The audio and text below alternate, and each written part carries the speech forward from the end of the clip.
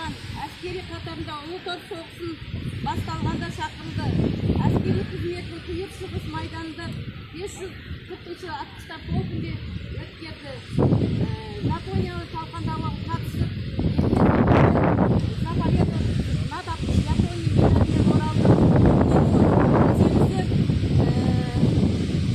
Отарбаев Асланның атасы. Енді барлық аталарымыз өмірден қайтып кетсе де ұрпақтары бар.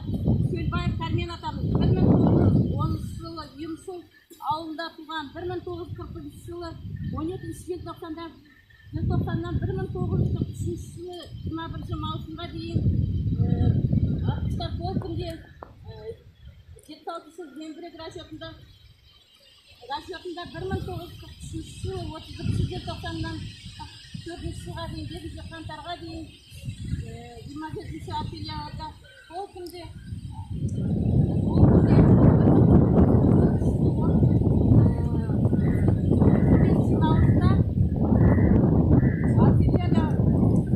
қызмет атқарды. 1943 жылы 21 маусымда 7 қаңтарына дейін жараланып, госпитальда емделіп, за отвагу, за победу над Германией медалімен марапатталды. Бұл Сөлбаев Кәрмен, Досымжан Кәрменовтің әкесі, енді білесіздер ғой барлықтарыңыз. Енді Әділбеков Қарлашым атамыз, ол осында тұрған Есенғазы ағаның папасы, білмейтін жастарға. Әділбек Қарлашым атамыз 1926 жылы туған, әскерге 44 жылы алынып, Алматыда дайындықтан өтті. 1945 жылы Белоруссия майданда Одер өзенін неміс фашистерінен талқандауға қатысты. 1945 жылы 28 сәуірде Берлин қаласында ауыр жарақат алып, Варшаваға емделіп, әскери қызметіне оралды. 1949 жылы денсаулығына байланысты екінші топ мүгедек болып елге оралды. Енді Омаров Мұсахан атамыз 1917 жылы Көксу ауданында туған.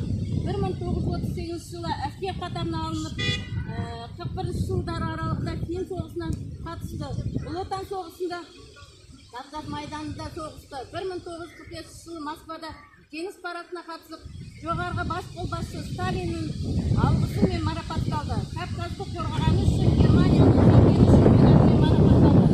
Енді осылай айта беріп, оқи берсек, қаншама адамдардың нелері бар, біз үшін қан майданда отқа түсіп, жанын қиып, жеңіс үшін жандарын берген адамдар. Енді оқылмай жатқан, енді не деді сіздерінде, не деді бөгемей қойын. Сондықтан да спорт денсаулық кепілі деп спортқа қатысып жатқан жастарға, кейінгі ұрпақтарға үлгі қалдырсын, ары қарай жалғастырсын. Ата буындар ардагерлікке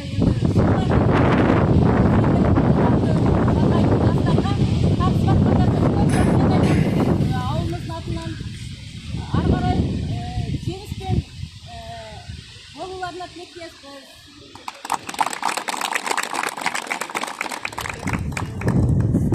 Рұқсат болса осы